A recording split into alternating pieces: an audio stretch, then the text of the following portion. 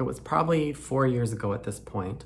I remember having this crash course in narcissistic abuse. What is gray rocking? What is love bombing and devaluing and discarding? And what is hoovering? What's a narcissistic collapse? What's going on to this person I love? Where is this coming from? I remember all the internet articles I read. I remember the 5, 6 different therapists I talked to. I remember all the Dr. Ramani videos that I watched on YouTube. And I remember saying to a friend at one point around then, I feel like I'm in grad school and I'm studying some intense topic that I never wanted to study, that I don't really care about, and that I don't want to base my future around. And I'm sure if you've been surviving emotional abuse and are trying to move on from it, you've often felt the same way. Like, I don't want this to be the content of my life and my mind and my soul. This was something I had to learn about to survive, to take care of myself.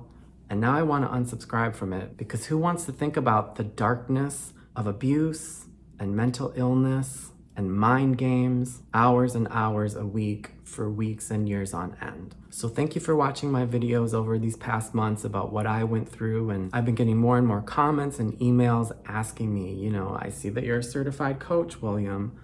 How does that overlap and apply to what you do with survivors of emotional abuse? And my answer is a little bit surprising. Maybe in some ways it surprises me as well, but it's really resonating with the people that I've been talking to. So I wanted to make this video that talks about the key things I help clients explore so they can stop majoring in some subject that they don't care about and flip over to a program that's inspiring and exciting and empowering. So a couple years into my coaching career, a possible client reached out to me who I know had gone through narcissistic abuse. They knew about my story.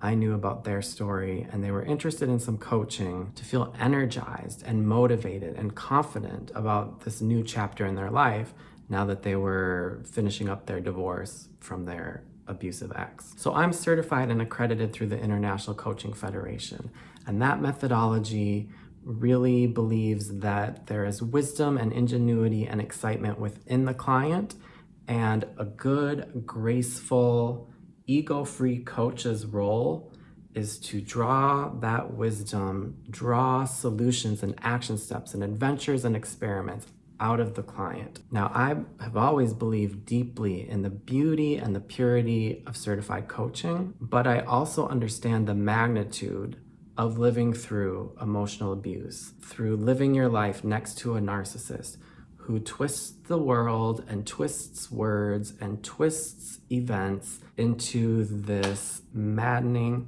pretzel that becomes your soul and becomes your sense of self. Really, one of the greatest tragedies that comes out of that is that it messes up your relationship with yourself. The first thing I do with every client I have is walk them through this really powerful, poetic exercise that helps them look back at their past life and their present life to determine what have been their values that have been showing up, that have shaped who they are. How are they honoring or dishonoring their values with their time and their energy? So as I do that with clients in our first session, there's always this beautiful feeling of the client reuniting with themselves, this feeling of,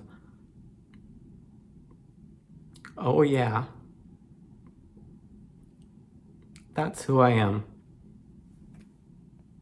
And whether you've been through emotional abuse or not, I think as we all get older and we start adulting and the bumps of being a human come up on our paths and make us wobble, each of us loses that purity, that optimism we had when we were young.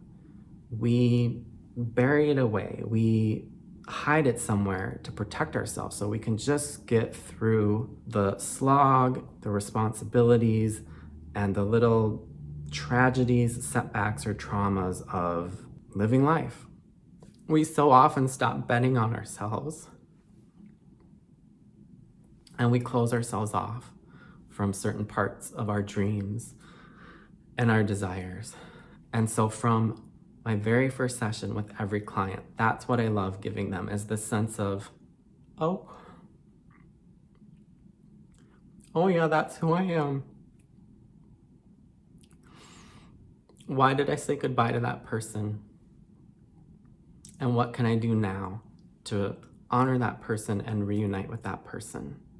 So that's the process I always use, and that's the process I trusted when I took on my first survivor of narcissistic abuse. And he too had that same reaction, and he too connected to what he knew about himself, that he had to hide and question and wonder about in the wake of a 2-decade marriage to a narcissist. There's this philosophy in surfing. I've never successfully made it up on a surfboard, but there's this philosophy in surfing that I use a lot in coaching. They say in surfing, when you're on your board, wherever you look, that's where you're gonna go. So if you're riding waves, you're out on the ocean and you see some black, dangerous, sharp coral reefs and rocks, of course you want to avoid them, because if you crash into them, it might cut you, it might end your life. But where you look on a surfboard is where you go. So if you're looking at those dangerous, lethal black rocks, your surfboard's going to go right there. So in coaching, I support my clients in looking where they want to head. And if we keep thinking about the worries of the black rocks, whatever their black rock might be, abusive marriage that they're getting out of, or a job that they hate, or their insecurities about their talents as a writer, whatever it is, if we're focusing on those black rocks, that's where they're gonna go. So through coaching, we get to decide, all right, where do you want to go?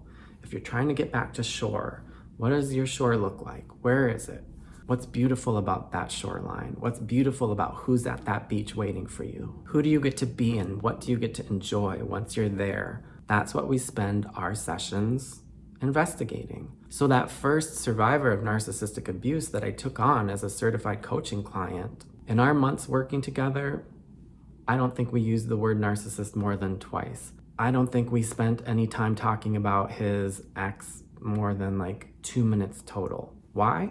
Because we were busy talking about who was he, what were his values, what was his North Star, what were the adventures he wanted to design for this next chapter in his life, so he felt like the kind of hero that he wanted to be. Coaching looks at solutions. Coaching looks at people not as problems, but as problem solvers. Coaching is all about where am I now and where do I want to go? And then what do I get to do to get there? Not what do I have to do? What awful, painful, brutal, boot campy stuff do I have to go through so I can get there?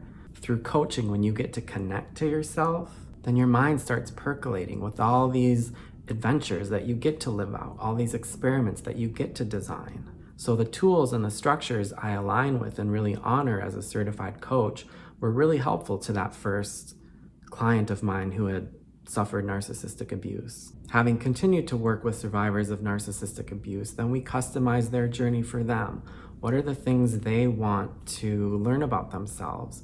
Whether it's honoring hope over fear, or learning to value their voice, or upcycling anger into something usable and powerful. Which of their quirks do they want to claim instead of feeling shame about? Life is short, it goes by fast, it's really precious. If you feel like your self-portrait has just kind of crumbled and faded over the years, then I'd love to work with you so you can remember and you can see again, oh yeah, this is who I am. This is why that's beautiful. And this is what I'm gonna do with that beauty.